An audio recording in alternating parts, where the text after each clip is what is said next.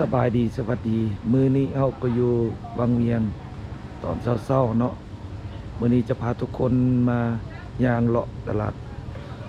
ตอนเช้าเขาเจ้าขายอยู่แคมทางอยู่วังเวียงนี่เนาะว่าจะมีอย่างนั้นนะไปเบิ่งกันเนาะเราจะถ่ายทุกคนให้ทุกคนเบิ่งเนาะว่ามีหยังขายอย่างใดเนาะขายมักไม้ย่างรอบๆย่างไปทางไหนดีวะไปทางนี้เนาะไข่ชิ้นหมู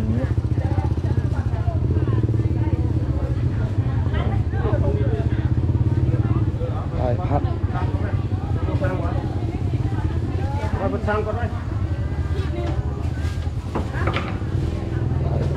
หมักไหม้เนาะ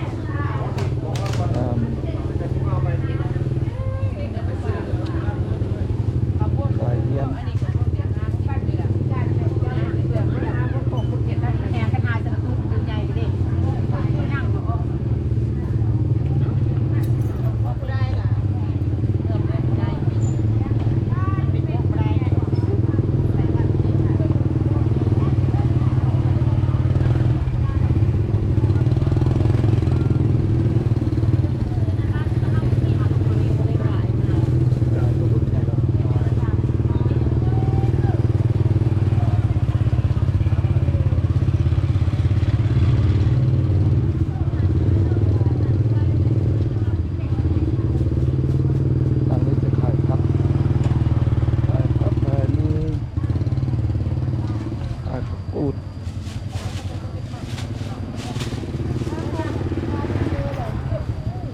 ขายปลา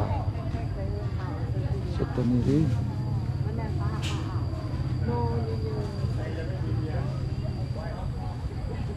ดังนั้นก็มี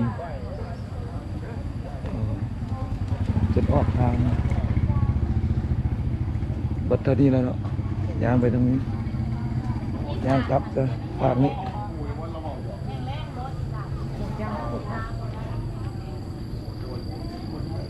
กับเต้กัน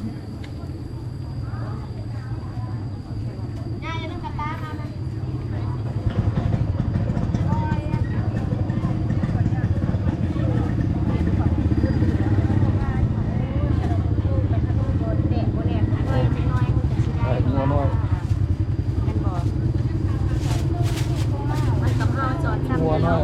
แล้วก็ดีถามสิตัวบริแลนที่เด็กมันมีลูกมีผัวแล้วสิมันนี่มันอยู่ผ่านเอาขายมักไหม้เนาะซอกได้อยู่นี่ปากนี้เกี่ยวเจอเด้อ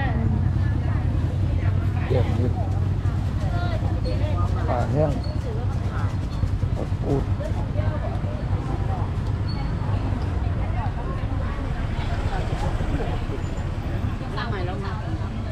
ได้อยู่ได้กิน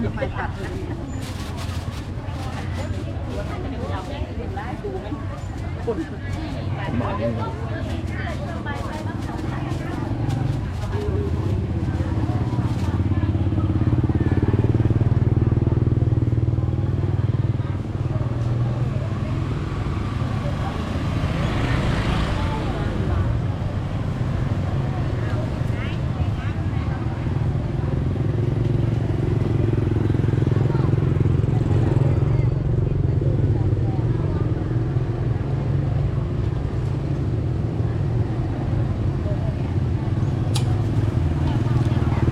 เนาะวิดีโอนี้ก็จบเพียงเท่านี้เนาะพี่น้องถ้าเห็นแล้วถ้าถูกใจก็กดไลค์กดแชร์กดติดตามกด Subscribe เด้อบ๊ายบาย